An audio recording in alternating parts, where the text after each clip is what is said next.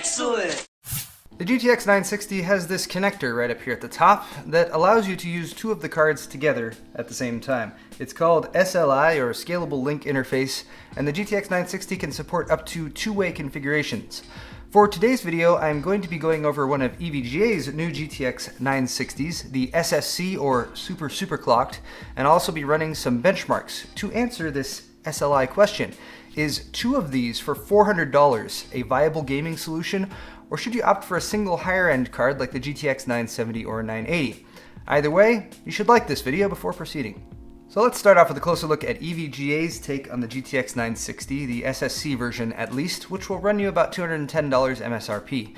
Their ACX 2.0 Plus cooler design is very similar to what we've seen on their 970 and 980 models with some minor changes. You still get double ball bearing fans which use less power and have a longer lifespan, swept fan blades, and a sizable fin stack beneath the plastic shroud. The heatsink has been updated with 3 straight copper heat pipes, or SHP, straight heat pipes, that extend the length of the card as well, and like the 970 and the 980, the fans don't spin up at all until this GPU reaches 60 degrees Celsius or warmer. EVGA calls this dB noise inverter because I guess all of the manufacturers decided to name their fans not spinning technology this year. On the back you can see the black PCB, no backplate unfortunately, but if that's your thing you can step up to EVGA's FTW or For the Win version of the GTX 960, which does include a backplate. There is I want to call it a front plate between the cooler and the PCB. Basically what this does is a memory and MOSFET cooling solution that's going to keep those components about 10 degrees cooler compared to not having one on there. EVGA also integrates a dual BIOS system with a switch right here physically on the board, which allows you to have a backup BIOS ready in case of an extreme overclocking failure, or to keep two profiles on tap and easily be able to switch between them. This is a dual slot card. The length is 10.1 inches or 257 millimeters, and EVGA also improved the power delivery over the reference design by adding a 6+2 phase power delivery system, an 8-pin PEG power connector instead of a 6-pin, and an optimized power target that provides 33% more power to the GPU according to EVGA.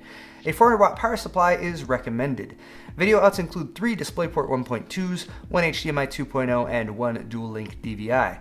With a single card, my maximum GPU temperature during testing was 72 degrees Celsius. Average power draw was about 250 watts under load, never peaking above 300, so very power efficient, just like the 970 and 980. When it comes to the core componentry, you'll find the GM206 GPU right at the center of this, which EVGA has overclocked to 1279 MHz based and 1342 MHz boost frequency. During testing, this card actually boosted up all the way to 1418 MHz right out of the box from the manufacturer, and in a two-way configuration, both of the GPUs were humming along at about 1404 without any manual overclocking. Lastly, we have 2 GB of GDDR5 memory on a 128-bit bus, and this has been a sticking point with some folks, particularly those who were hoping that this card could handle some entry-level 4K gaming. Feel free to check out my first GTX 960 video where I show that this card should really only be considered for 1080 gaming, but what about 2 of them? Well, let's check out some SLI benchmarks. So thank you once again to Intel and EVGA and G.Skill for providing the 5960X, X99 classified, and the Ripjaws DDR4 memory kit used in my testbed. Also remember that the 2 GB frame buffer in the 960 does not add up to 4 GB when you SLI 2 of them together. There's still just 2 gigs per GPU, which is not going to help out the high-res benchmarks. And yes, I SLI'd the EVGA GTX 960 and the Zotac 960 for these tests, because that's the 2 that I have. It's heresy, I know. 3D Mark Firestrike Ultra is pretty brutal at 4K, so although we saw decent SLI scaling on normal and extreme mode, Ultra maxed out the 2 gig memory buffer and caused enough slowdown to negate any benefits. BioShock Infinite continues this trend. We see decent scaling at 1080 and 1440, but not so much at 4K. If you're just looking at average frame rate, the 960 SLI will usually land between the 970 and 980 at standard HD resolution. As graphically intense as Metro Last Light is, the built-in benchmark actually doesn't use more than 2 gigs even at 4K, so here you can see the SLI 960s doing a bit better at 4K and beating out the 970.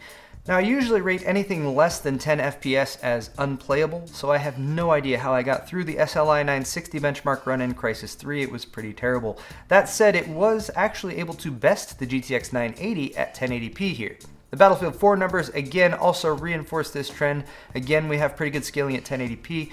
And just a note to anyone trying to play Battlefield 4 at 4K with a GTX 960, please don't. And so at last we come to the conclusion. If you watched my intro video for the GTX 960, then you know that I would have liked to have seen just a little bit more from this GPU, and that I was saddened by the relatively small memory buffer and the 128-bit interface. Don't get me wrong though, if you're gaming at 1080, and there's nothing wrong with that, and you don't plan to upgrade your monitor for let's say the next year or two, and there's also nothing wrong with that, this is a very great budget card with very low power requirements. I also like EVGA's take on the GTX 960 SSC, which runs very cool and very quiet, although I and the coalition of tech YouTubers will continue to give them grief for the lack of backplate when many other vendors are using them, even on lower tier models. We know that you have backplates, EVGA, and we want them. But SLI though, do I recommend it with the GTX 960? No. Like, pretty much straight up no. Why? Well, I usually don't recommend multi-GPU setups at all when a single, more powerful GPU is available. The reason is SLI scaling can be a huge issue with games. Although most of the games I tested today do have good SLI scaling, they're AAA titles, this isn't always the case. In many games you'll get zero benefit with the second card, or even a slightly lower frame rate with two cards versus one. The single situation that I could see SLI working for this configuration or for this GPU is if you have a monitor like this one right here to my right. This is the Asus 1080p, 144 Hz, high refresh rate. Actually, this is the 120, but it's a high refresh rate monitor. And I could see 960 SLIs getting you closer to 120 or 144 FPS to match the refresh rate of your monitor, and you wouldn't really have to worry as much about memory limitations because you're still at 1920 by 1080. For a 60 Hz 1080, I think a single 960 does just fine, and for anything that uses a higher resolution than that, I think you'd be better off with a GTX 970 or an AMD R9 290 for that matter, given the tantalizing price drops that Team Red has been responding to this launch with. And that's all for this video. Thank you guys so much for watching. Don't forget to hit the like button. Don't forget to subscribe to my YouTube channel if you haven't already for more tech videos, and we'll see you next time.